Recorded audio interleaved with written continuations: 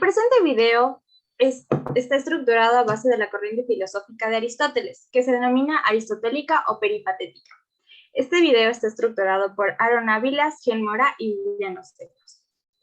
Aristóteles fue un científico, filósofo y lógico de la antigua Grecia. Este vivió entre los años 384 a.C. y 322 a.C. Solo se conservan 31 tratados de los 200 que se calcula que escribió. Sus ideas han continuado ejerciendo gran influencia hasta la actualidad. El realismo aristotélico es un realismo natural. Plantea que todos tienen por naturaleza a saber. Todo conocimiento tiene su origen en los sentidos. El alma no puede pensar sin representaciones sensibles, y si falta un sentido, también faltarán los respectivos conocimientos. La ética de Aristóteles es teleológica, es decir, que identifica el bien como un fin. El filósofo defiende esta idea porque entiende que cuando los hombres actúan es porque buscan alcanzar un objetivo concreto, principalmente el de la felicidad de su vida. Bueno, a continuación vamos a ver algunas características de esta corriente filosófica que engloba todo esto. Entonces, primeramente tenemos el silogismo, el principio de no contradicción, las falacias, la esencia permanente y apariencia cambiante, la oposición al pensamiento platónico, las ciencias son múltiples, la astronomía del sistema geocéntrico, los elementos de la naturaleza, la filosofía política y la teoría literaria. Dentro de esta corriente filosófica, todas estas características son de suma importancia. Sin embargo, verlas completamente es muy largo. Sin embargo, yo he escogido las más importantes y una de esas me pareció la primera, que es el silogismo, que se basa en la lógica.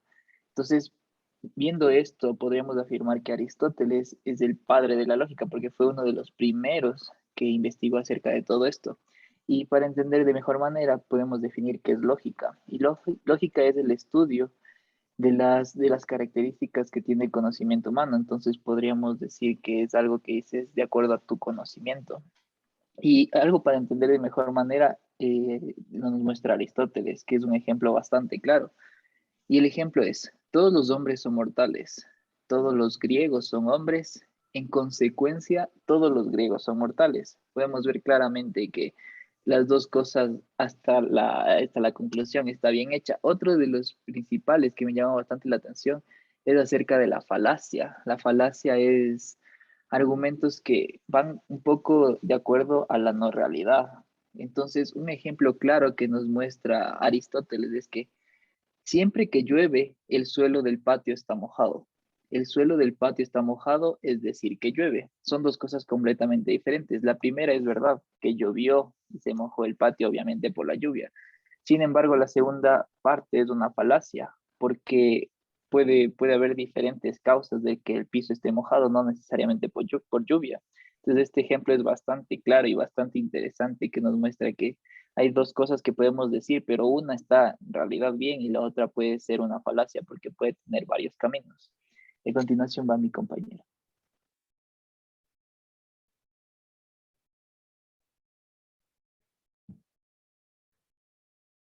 Bueno, ahora vamos a hablar sobre la influencia que tuvo Aristóteles en lo que es la ética, la moral y la justicia. Ya, bueno, según Aristóteles, el comportamiento moral influye y desempeña una función fundamentalmente en los hábitos. Respecto a esto, menciona que el hábito es aquella disposición de obrar de un modo determinado, que se adquiere obviamente durante la repetición de actos. Cuando los hábitos son buenos o positivos, se denominan virtudes. Por otro lado, cuando son malos o negativos, reciben el nombre de vicios. Esto hace que los vicios influyan en nuestro fin y en nuestra felicidad, mientras que las virtudes nos ayudan a conseguirlos. Ya. El concepto de justicia de Aristóteles fue ampliamente conocido históricamente, ya que fue aceptada por la escolástica medieval y muchos otros conceptos filosóficos, siendo así hasta nuestra actualidad. De esto se distingue dos tipos de justicia: la justicia universal, que incluye el respeto a la ley, y la justicia privada, que incluye la repartición de bienes, el daño intencional y no intencional, y las relaciones comerciales. Ya, como conclusiones hemos llegado que Aristóteles ha determinado más que cualquier otro filósofo la orientación y los contenidos de la historia del pensamiento occidental. También que sus obras han ejercido notable influencia sobre innumerables pensadores hasta la actualidad, de cerca de 2000 años y continúa siendo aún objeto de estudio.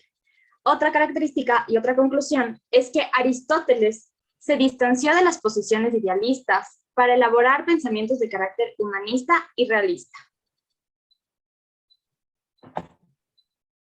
Ya, como el resto de su filosofía, la ética de Aristóteles es una ética netamente teleológica.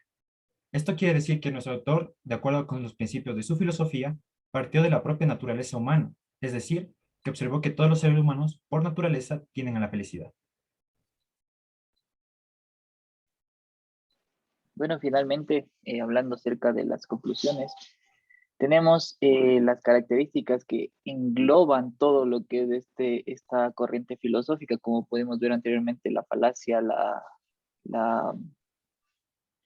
la que era acerca de la lógica, y así hay muchos más, y tenemos varios ejemplos, que no es tan complicado de entender, sino que es algo relacionado con lo que Aristóteles usaba en esos tiempos, que era la lógica en sí. Entonces, podríamos decir que Aristóteles es el verdadero padre de la lógica, como mencionamos anteriormente.